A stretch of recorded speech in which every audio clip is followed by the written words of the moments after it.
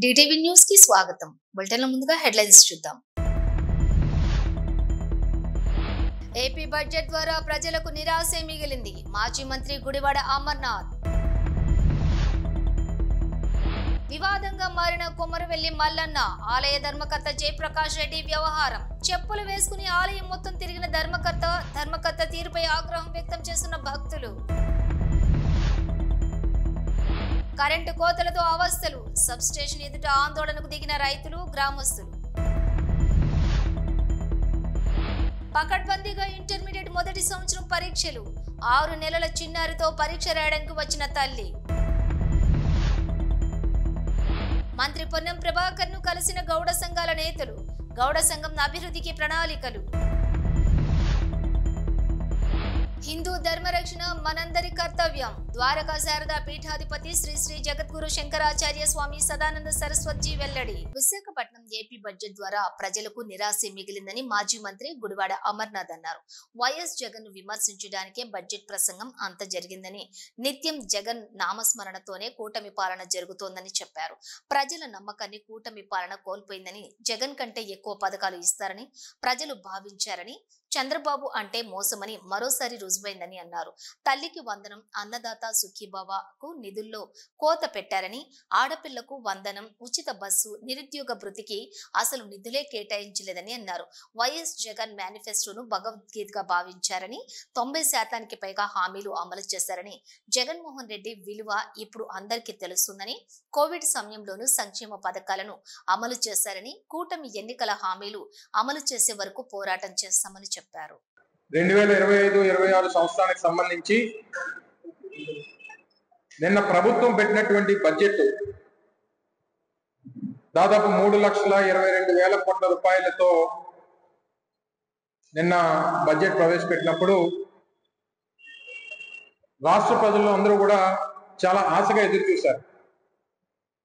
సహజంగా ఒక ప్రభుత్వం బడ్జెట్ ప్రవేశపెట్టేటువంటి సమయంలో రాష్ట్రంలో ఉన్నటువంటి పేదవారు,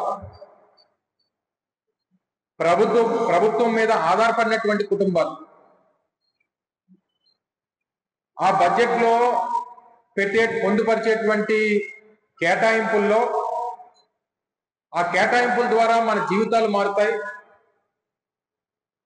మన జీవన విధానం మారుతుంది, మన ప్రాంతాలు అభివృద్ధి చెందుతాయి, మన భవిష్యత్తు బాగుంటుంది అని చెప్పి రాష్ట్రంలో ముఖ్యంగా పేదవారు ఎదురు చూస్తారు. వీటన్నిటికన్నా మించి బడ్జెట్ పెట్టేటువంటి ప్రభుత్వం ఆ ఎన్నికల్లో ఇచ్చినటువంటి హామీలు ఏ రకంగా నిలబెట్టుకుంటున్నారు, ఇచ్చినటువంటి హామీలు నిలబెట్టుకున్నటువంటి క్రమంలో మన భవిష్యత్తు బాగుంటుంది అని చెప్పి ఎదురు చూసినటువంటి రాష్ట్ర ప్రజలకి పూర్తిగా నిరాశ ఎదురైంది అనేటువంటి విషయంలో ఏ రకమైనటువంటి సందేహం లేదు.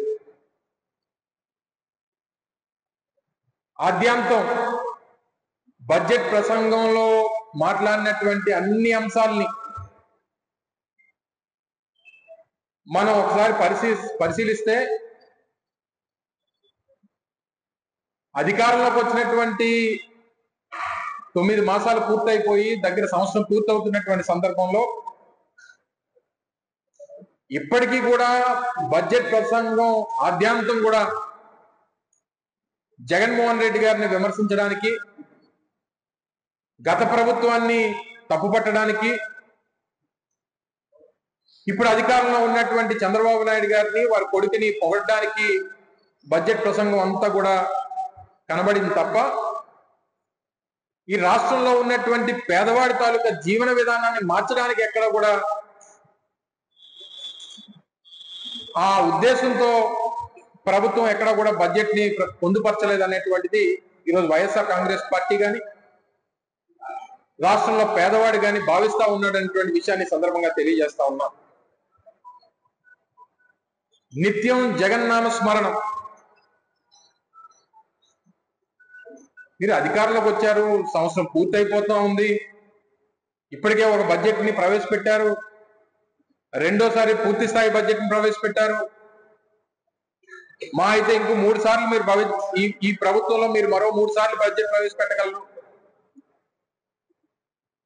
ఇప్పటికీ కూడా ఇంకా జగన్మోహన్ రెడ్డి గారి మీద పడేయడం తప్ప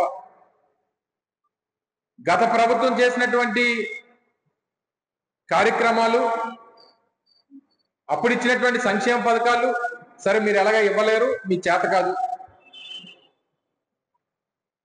మీరు కేవలం ప్రజల తాలూకు ఆశల్ని, వారి నమ్మకాన్ని, వారు ఏదైతే ఈ ప్రభుత్వం వస్తే జగన్మోహన్ రెడ్డి గారి కన్నా మేలైనటువంటి పథకాలు ఇస్తారు, జగన్మోహన్ రెడ్డి గారు ఇచ్చినటువంటి సంక్షేమ కార్యక్రమాల కన్నా మెరుగ్గా ఇస్తారు, ఇంకా ఎక్కువ ఇస్తారు, 2 3 ఎక్కువ ఇస్తారు అని చెప్పి పాపం ఆశపడి ప్రజలు ఓట్లేస్తే వివాదంగా మారిన కొమరవెల్లి మల్లన్న ఆలయ ధర్మకర్త జయప్రకాష్ రెడ్డి వ్యవహారం. మహాశివరాత్రి రోజు మల్లన్న కళ్యాణం జరిపిన ప్రాంగణంలో బండరితో పెద్దపట్నం వేశారు. అయితే భక్తులైతే చెప్పులు వేసుకుని ఆలయం మొత్తం తిరిగి పెద్దపట్నం బండారిని తొక్కిన ఆలయ ధర్మకర్త. దీంతో ధర్మకర్త తీరుపై ఆగ్రహం వ్యక్తం చేస్తున్నటువంటి భక్తుల మనోభావాలను దెబ్బతీసిన ధర్మకర్త జయప్రకాష్ రెడ్డిపై చర్యలు తీసుకోవాలని భక్తులు డిమాండ్ చేశారు.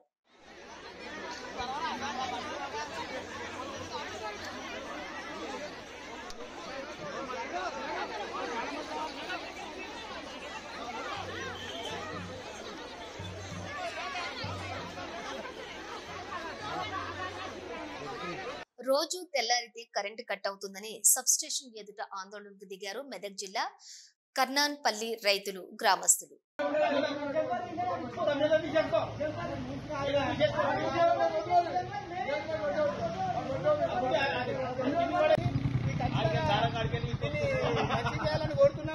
ఇప్పటిదాకా సబ్మిషన్ కూడా పోయినాము, ఎవరు సహకరిస్తున్నారు, ఏ చెప్పినాం, టీ చెప్పినాం, అందరూ చెప్పినాము. ఈ మొత్తం మీద ఈ జైలు సాగుంది, ఏడాది అవుతుంది. ట్రాన్స్ఫర్ తీసుకొచ్చి చేస్తలేరు. ఇవన్నీ చేయకపోవడం కారణము చాలా ఇబ్బందిగా ఉన్నది. ఇది మొత్తం తొందరగా దీన్ని చేయాలని కోరుతున్నాం. స్కూల్ పిల్లలు బస్ స్టాండ్ ఈయనే ఉన్నది. స్కూల్ బస్సులు కూడా ఇక్కడికి వచ్చి అవుతాయి. ఒక 100 మంది పిల్లల దాకా చిన్న పిల్లలు ఉంటారు. దీనికోసము ఇక్కడనే మూత్రం చేసే పరిస్థితి ఏర్పడుతుంది. దీనివల్ల పిల్లలకు ప్రాణాపాయ స్థితి ఉన్నది.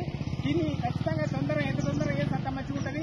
ఈ సంవత్సరం కాలం నుంచి పొద్దున్న 6:30 7 గంటలకు నల్లొచ్చే టైంలో ఈ కరెంటు పోతుంది. పిల్లలకు ఈ ఇబ్బంది అవుతుంది. ఇక్కడ చాలా ఇబ్బందితో ఉన్నది. పిల్లలు ఖచ్చితంగా డేంజర్ ఉన్నది. పార్వతీపురం మన్యం జిల్లా పార్వతీపురంలో పకడ్బందీగా ఇంటర్మీడియట్ మొదటి సంవత్సరం పరీక్షలు ప్రారంభమయ్యాయి. 6 నెలల చిన్నారితోటి పరీక్ష రాయడానికి వచ్చిన తల్లి పరీక్షలు సజీవంగా సాగడానికి అన్ని ఏర్పాట్లు చేసిన అధికారులు.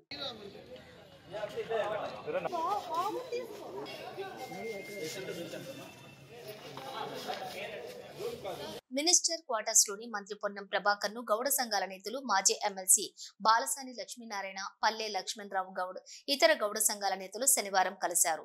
పలు అంశాలను మంత్రి దృష్టికి తీసుకొచ్చారు. మంత్రి మాట్లాడుతూ తెలంగాణ గౌడ సంఘాల పక్షాన గౌడ ప్రముఖులు, మాజీ శాసనమండలి సభ్యులు బాలసాని లక్ష్మీనారాయణ, పల్లె లక్ష్మణ్ గౌడ్, నీరా కేకు సంబంధించిన ఇష్యూ, సర్దార్ సర్వాయి పాపన్న గౌడ్ విగ్రహానికి సంబంధించిన అంశం, గౌడ సంఘం భవన నిర్మాణానికి సంబంధించిన 3 అంశాలను, రాజకీయ ప్రాధాన్యతకు సంబంధించిన అంశాలను నా దృష్టికి తెచ్చారు. నిన్ననే నేను పిసిసి మహేష్ కుమార్ గౌడ్ ముఖ్యమంత్రితోటి మాట్లాడాము. భవన నిర్మాణానికి సంబంధించిన ప్రముఖులనందరినీ కలుపుకొని మార్చి తర్వాత భవన నిర్మాణానికి ప్రారంభించేలా చర్యలు తీసుకుంటాం. ట్యాంకు బండి మీద సర్వాయి పాపన్న గౌడ్ విగ్రహానికి స్థలం విషయంలో గతంలో చూసిన స్థలం కానీ వేరే స్థలాన్ని కానీ చూసే బాధ్యత ముఖ్యమంత్రి మా ఇద్దరికే అప్పగించారన్నారు. తెలంగాణ గౌడ సంఘం పక్షాన గౌడ ప్రముఖులు, అదేవిధంగా మాజీ శాసనసభ్యులు గారు పల్లె లక్ష్మణ్ గౌడ్ గారు ఈరోజు నీరా కేపుకు సంబంధించిన ఇష్యూ కావచ్చు, సర్వాయి పాపన్న ఇష్యూ కావచ్చు, అదేవిధంగా గౌడకు సంబంధించినటువంటి భవన నిర్మాణం సంబంధించిన 3 అంశాలను, అదేవిధంగా రాజకీయ ప్రాధాన్యతలకు సంబంధించిన అంశం మీద దృష్టికి తేవడం జరిగింది. దీనికి సంబంధించి నిన్ననే నేను మహేష్ కుమార్ గౌడ్ గారు ముఖ్యమంత్రి గారితో మాట్లాడి భవన నిర్మాణానికి సంబంధించి కొంత ప్రముఖులందరినీ కలుపుకొని మార్చ్ తర్వాత భవన నిర్మాణాన్ని ప్రారంభించే విధంగా చర్యలు తీసుకుంటామన్నటువంటి మాట ముఖ్యమంత్రి గారు స్వయంగా ఎందుకు మీరు దాని మీద ఇనిషియేట్ చేస్తలేరని చెప్పినారు. దాంతో పాటుగా సర్వాయి పాపన్నకు సంబంధించి ఆ ట్యాంక్ బండ్ మీద ఉన్న విగ్రహానికి సంబంధించిన స్థలం విషయంలో కూడా గతంలో ప్రతిపాదించిన స్థలము లేదా దాని దగ్గరలో మంచి స్థలానికి సంబంధించిన అంశం మీద మేము మా ఇద్దరికే బాధ్యతలు వేస్తున్నాడు. ఈ రెండు విషయాలను వారితో చర్చించడంతో పాటుగా నీరా కేవ్కు సంబంధించి జూపల్లి కృష్ణారావు గారితో, టూరిజం ఎండి ప్రకాష్ రెడ్డి గారితో నిన్న వారి కార్యాలయంలో సమావేశం ఏర్పాటు చేసుకున్నాం. బీసీ కార్పొరేషన్ తరఫున అదేవిధంగా టాడీ టాపర్ కార్పొరేషన్ ఎండి గారు కూడా నిన్న సమావేశంలో పాల్గొన్నారు. ఈరోజు దానికి సంబంధించి ఆనాడు శ్రీనివాస్ గౌడ్ గారు ఒక ఆలోచన చేసి దానికి సంబంధించిన ఏర్పాటు చేసి ఉండొచ్చు. కానీ ఈరోజు దానికి సంబంధించిన విషయం లోపల రాజకీయం చేయడానికి ప్రయత్నం చేస్తే అనవసరం దయచేసి. ఎందుకంటే ఇది మేము కూడా కుల ప్రతినిధులుగా కులానికి సంబంధించిన విషయం లోపల బాధ్యతగా నిర్వహించే ప్రయత్నం చేస్తాను. అందుకు సంబంధించి ఆనాడే ఒకవేళ ఈ కట్టే సందర్భంలోనే కంప్లీట్ గా దానికి రైట్స్ అన్ని టాడీ టాపర్స్ కోఆపరేటివ్ సొసైటీకి ఇచ్చేస్తే ఇబ్బంది లేకుండే. ఈ సగం చేయడం వల్ల ఈ రోజు ఇబ్బంది వచ్చింది. అందుకే నిన్న టూరిజం ఎండి గారు అదేవిధంగా టూరిజం శాఖ మంత్రి, ఎక్సైజ్ శాఖ మంత్రి జూపల్లి కృష్ణారావు గారు ఈ యొక్క మొత్తం నీరా కేవ్ స్థలానికి సంబంధించిన సంస్థలు టూరిజం డిపార్ట్మెంట్కు నామినల్గా, ఎందుకంటే స్థలం బాగాలేదు కాబట్టి కొంత టర్మ్స్ అండ్ కండిషన్స్ చేసుకొని కంప్లీట్గా ఇది toddy toppers corporation hand over చేయడానికి నిర్ణయం తీసుకున్నామనే మాట సందర్భంగా మనం చేస్తాను. 3 సమస్యల్ని చేస్తాను. గౌడ పెద్దలు గమనించండి. నేను మీ ప్రతినిధిని. తప్పకుండా ఈరోజు ప్రభుత్వంలో నేను కానీ రాష్ట్ర కాంగ్రెస్ అధ్యక్షుడు మహేష్ కుమార్ గౌడ్ గారు కానీ తప్పకుండా అటు పెద్దలు campaign committee chairman Madhu Yaskhi Goud గారు ఎక్కడైనా తెలంగాణ వ్యాప్తంగా గీతా కార్మికులకు సంబంధించిన ఇంత పెద్ద ఇచ్చిన బలహీన వర్గాలకు సంబంధించిన సర్వే లాంటి కార్యక్రమాలు జరిపే సందర్భంలో మీరుగా తప్పకుండా ఈ అంశాలన్నింటినీ ఏదైనా ఉంటే మా దృష్టికి తెమ్మని కోరుతాను. పాలిటిక్స్ అవసరం లేదు, పాలిటిక్స్ ఎవరు ఏం చేసారు ఏంటనే చర్చ అవసరం లేదు. గతం వాళ్ళందరినీ గౌరవించుకుంటూ భవిష్యత్తులో ఇంకా కులానికి సంబంధించిన సేవ చేయాలనేటువంటి ఆలోచనతో దీంతో పాటు అందరికీ ఒక బాధ్యత గల విషయంగా. కాబట్టి నీరా కేఫ్ గురించి ఎవరు ఎన్ని సమావేశాలు చేసుకున్నా ఏం చేసుకున్నా దీనికి భవిష్యత్తులో ఇది టాడీ టాపర్స్ కోఆపరేటివ్ సంస్థకు అందుతుంది. దీనిలో అందరూ మనకు సంబంధించిన వాళ్ళే రేపు వ్యవహారం చేసుకోవడానికి అవకాశం ఉండే విధంగా తగిన ఆదేశాలు ఇవ్వబడుతున్నాయని మనం చేస్తాం. హిందూ ధర్మరక్షణ మనందరి కర్తవ్యం. పురాతన సనాతన ధర్మమే లోకానికి రక్ష అని ద్వారకా శారద పీఠాధిపతి శ్రీ శ్రీ జగద్గురు శంకరాచార్య స్వామి సదానంద సరస్వతీజీ అన్నారు. Swamiji Hyderabad Jubilee Hills road number 49లోని విజయక్రాంతి మెట్రో ఇండియా దినపత్రికల చైర్మన్ ఎండి చిల్లప్పగారి లక్ష్మణరాజం విజయ దంపతుల నివాసానికి విచ్చేశారు. ఈ సందర్భంగా చిల్లప్పగారి లక్ష్మీరాజం విజయ దంపతులు డైరెక్టర్ సౌమ్య కుటుంబ సభ్యులు స్వామీజీకి పాదుకా పూజ నిర్వహించారు. సాయంత్రం ప్రత్యేక పూజలు చేశారు. ప్రయాగ్రాజ్ కుంభమేళా గంగానది కోట్లాది మందిని ఒకచోట చేర్చిందన్నారు. ఈ సందర్భంగా స్వామీజీ మాట్లాడుతూ సనాతన ధర్మం శాశ్వతమైనదని, వేదాలే అందుకు నిదర్శనమని కొనియాడారు. వేదాలు చదివి హిందూ ధర్మాన్ని తెలుసుకోవచ్చునన్నారు. సనాతన ధర్మ వేదిక ధర్మమని, అనుసరణీయమని అన్నారు. మన సంస్కృతిలో అనాదిగా గురు సాంప్రదాయం ఉందన్నారు. నేటి కాలంలో కొందరు దుష్టులు హిందూ మతాన్ని నాశనం చేసేందుకు చూస్తున్నారన్నారు. వారి నుంచి సనాతన ధర్మాన్ని కాపాడుకోవాలన్నారు. హిందూ ధర్మాన్ని రక్షించేది ఆదిశంకరాచార్యులు అవతరించారని గుర్తు చేశారు.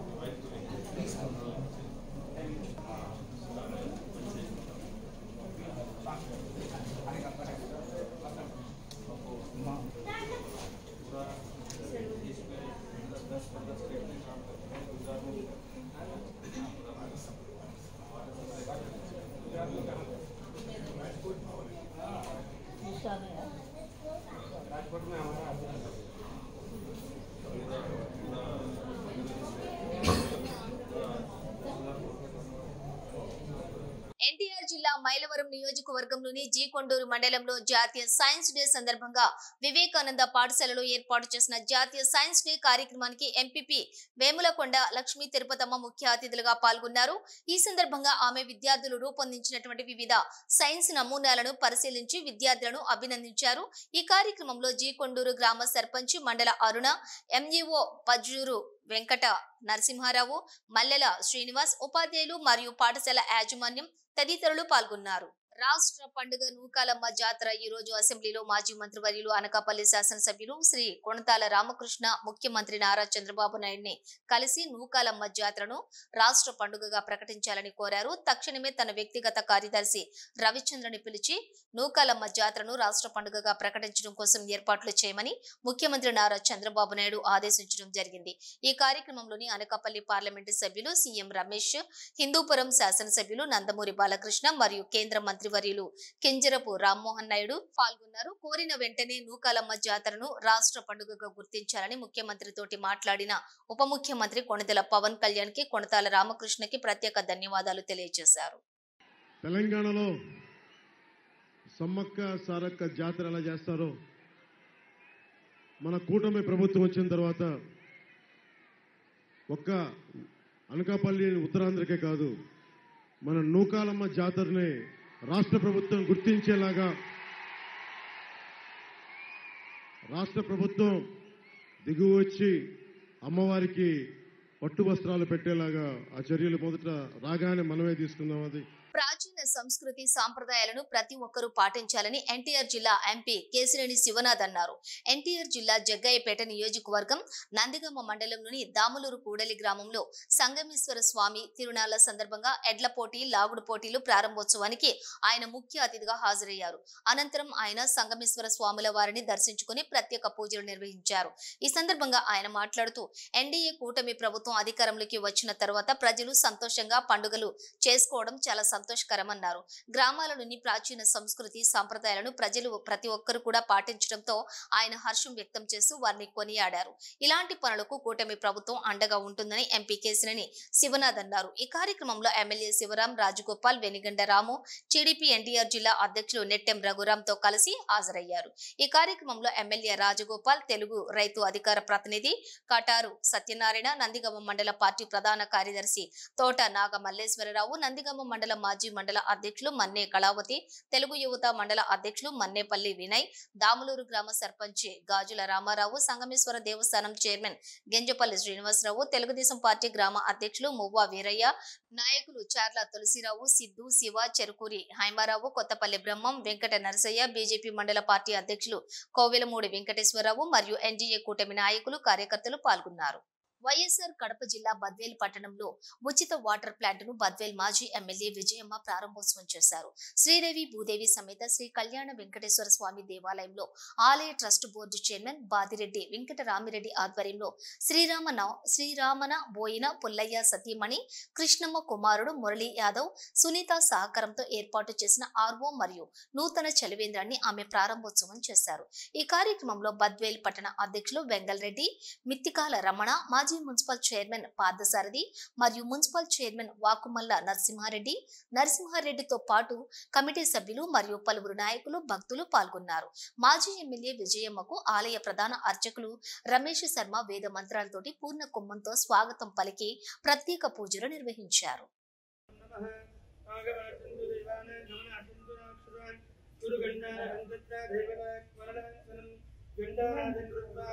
సజ్వనందిక భూతాని అంతర్యాం కరణాసన ఆసనాధౌ నమస్కృత్య బ్రహ్మకర్మ సమారమే రుద్రతగద తావేక దేవిత్వ ఉష్ణాదక సంజరాణయమాం దేవి పవిత్రం గురుదాసనం అవడకందు ఏ భూత భూమినమస్మితాః ఏ భూత విఘ్నకర్తార తేన స్కందు శివాజ్ఞయా.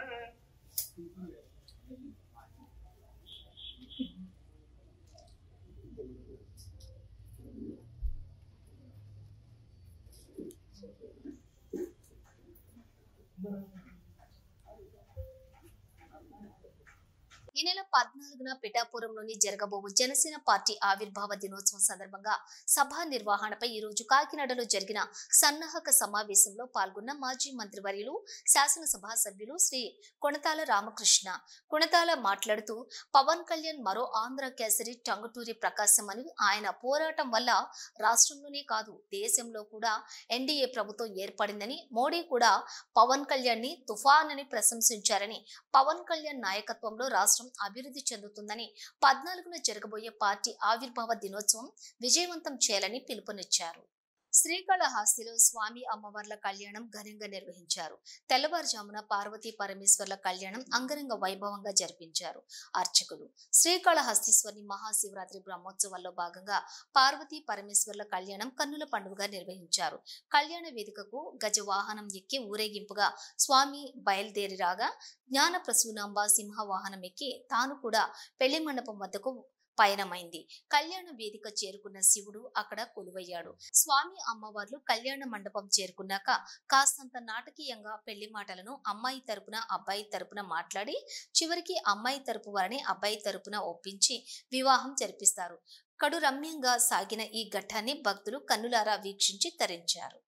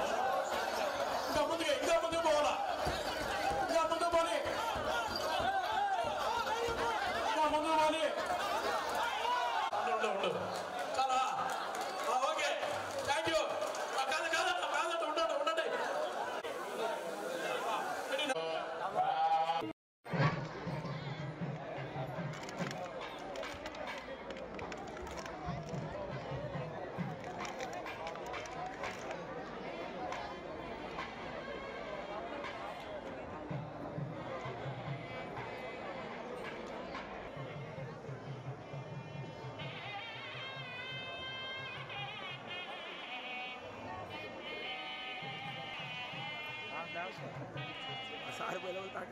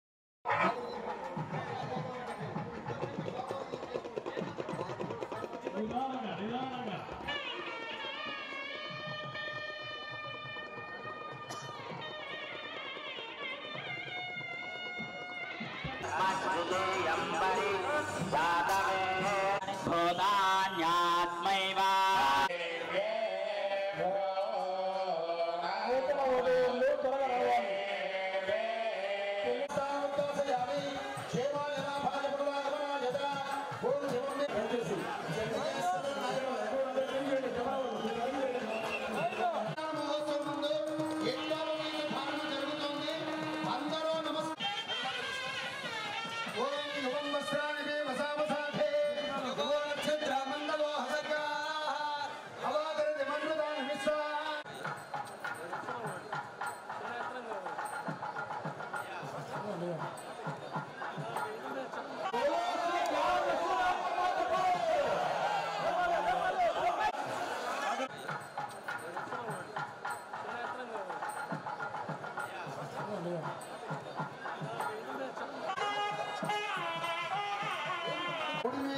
కుంకుమ బొట్టు పెట్టండి.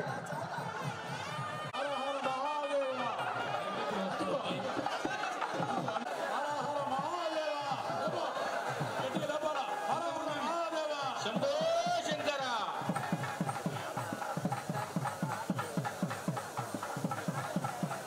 స్వామి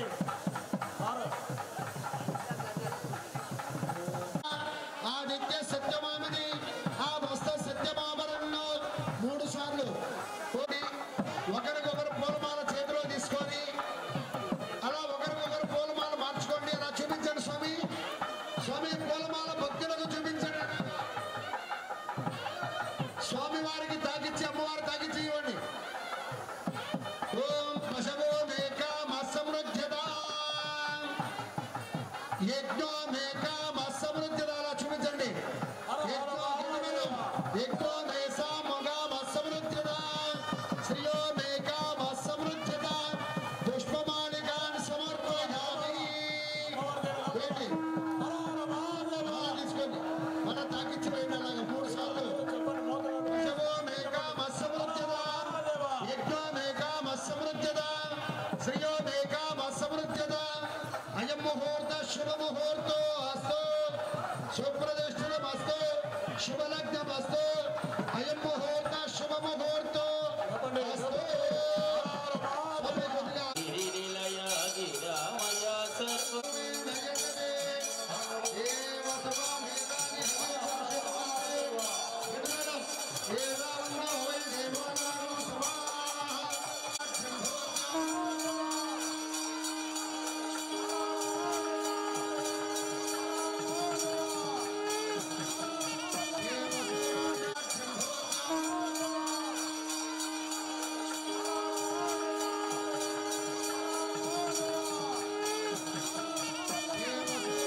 ఇవి బులెటిన్ డీటెయిల్స్.